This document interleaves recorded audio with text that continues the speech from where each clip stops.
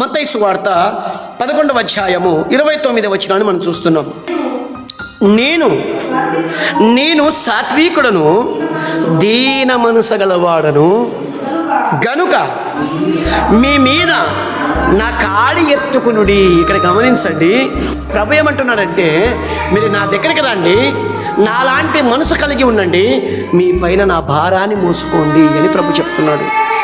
అంటే దీన మనసు గలవానికి ఉండవలసిన బాధ్యత ఏంటంటే కాడిని భుజాన ఎత్తుకోవాలంటే, ప్రియులారా, దేవుని పనుల భారము మన మీద ఉంది అని ప్రభు చెప్తున్నాడు.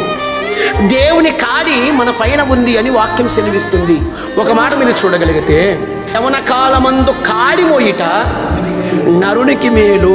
దేవుడు ఏమని చెప్తున్నాడంటే, సంఘము విశ్వాసులు ఎవరైతే ఉన్నారో దేవుని కాడి మోయిట సంఘానికి మేలు అని ప్రభు చెప్తున్నాడు. యవన కాలమందు కాడి మోయిట నరునికి మేలు.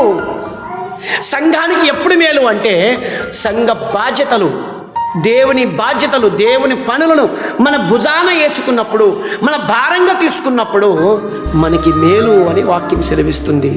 ఇది నా దేవుని పని అని చెప్పి ఎవరైతే దీన మనసు గలవారుగా ఉంటారో, ఎవరైతే దేవుని వాక్యాన్ని అర్థం చేసుకునే వాళ్ళు ఉంటారో, వారు ఏం చేస్తారంటే దేవుని పనుల భారము తన మీద వేసుకుంటారు. నీకు బాధలు వచ్చినా ఆ కాడి దింపకూడదు, నీకు కష్టాలు వచ్చినా నువ్వు దింపకూడదు, నీకు శ్రమలు వచ్చినా ఆ కాడిని నువ్వు దింపకూడదు, నీకు ఏది వచ్చినా, నీ కుటుంబంలో ఏ సమస్య వచ్చినా నువ్వు ఎత్తుకున్న కాడిని దున్నకుండగా మానకూడదు. ఎద్దుల పైన మన కాడి మోపినప్పుడు పని పూర్తి చేయకుండా మనం తిరిగి వస్తామని చెప్పండి? పని పూర్తి అయితేనే తిరిగి వస్తాం.